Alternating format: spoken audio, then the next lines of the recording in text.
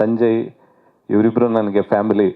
ಮತ್ತು ತಬ್ಲಾ ನಾಣಿ ಸರ್ ನನಗೆ ಫಸ್ಟ್ ಅದ್ದೂರಿ ಸಿನಿಮಾಯಿಂದನೂ ತುಂಬ ಆತ್ಮೀಯರು. ಹಾಗಾಗಿ ನನ್ನ ಫ್ಯಾಮಿಲಿ ಫಂಕ್ಷನ್ ಥರ ಹಾಗಾಗಿ ಬಂದಿದ್ದೀನಿ.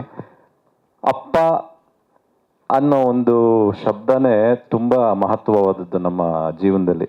ಯಾಕೆಂದರೆ ನಾವೇನೇ ಕೇಳ್ಕೋತೀವಿ ಮನೇಲಿ, ಅಮ್ಮನಿಗೆ ಏನೇ ಬೇಕು ಅಂತಂದ್ರೂ ಅಪ್ಪನ ಕೇಳ್ಬಿಟ್ಟು ಕೊಡಿಸ್ತೀನಿ ಅಂತಾರೆ. ಬಟ್ ಕೊಡಿಸ್ತಾರೆ, ಬಟ್ ಕೊಡಿಸಾದ್ಮೇಲೂ ನನಗೆ ಅಮ್ಮ ಕೊಡಿಸಿದ್ಲು ಅಂತಾನೆ, ಏನೇ ಕೊಡಿಸಿದ್ರು ಅಮ್ಮ ಕೊಡಿಸಿದ್ರು ಅಂತಲೇ ಹೇಳ್ತಾ ಇರ್ತೀವಿ. ಬಟ್ ಅದಕ್ಕೆ ದುಡ್ಕೊಂಬಂದು ಅಮ್ಮನ ಕೈಗೆ ದುಡ್ಡು ಕೊಡೋನು ಅಪ್ಪ.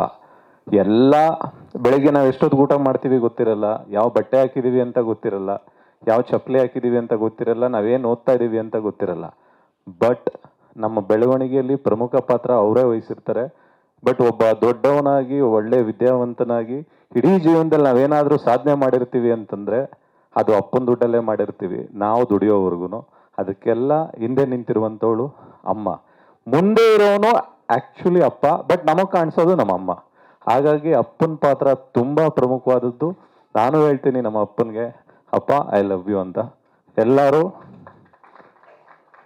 ಅಪ್ಪನ ಸ್ಥಾನ ತುಂಬ ದೊಡ್ಡದು. ಅದೇ ಅಭಿ ಹೇಳ್ದಂಗೆ ಅವರಿದ್ದಾಗ ಅವ್ರಿಗೊಂದು ಅಪ್ರಿಷಿಯೇಷನ್ ಕೊಡಿ ಅಂತಂದ್ರಲ್ಲ, ಅದನ್ನು ನಾವು ಎಲ್ಲದಕ್ಕಿಂತ ಜಾಸ್ತಿ ಅವ್ರಿಗೆ ಕೊಡಬೇಕು. ಯಾಕೆಂದರೆ ಅವ್ರು ದುಡಿಲಿಲ್ಲ ಅಂತಂದರೆ ನಮಗೆ ಒಂದು ತುತ್ತು ಊಟನೂ ಸಿಗಲ್ಲ. ನಾವು ಇಲ್ಲೇನು ನಿಂತಿದ್ದೀವಿ, ಇವತ್ತೇನು ಮಾಡ್ತಿದ್ದೀವಿ, ಎಲ್ಲದಕ್ಕೂ ಪ್ರಮುಖ ಮೂಲ ಕಾರಣ ಅಪ್ಪನೇ. ಅಪ್ಪ ಐ ಲವ್ ಯುಗೆ ಆಲ್ ದ ವೆರಿ ಬೆಸ್ಟ್. ಆ ಟೈಟಲ್ಲೇ ಹಂಗಿದೆ, ಗೆದ್ದೇ ಗೆಲ್ಲುತ್ತೆ, ಗುಡ್ ಲಕ್.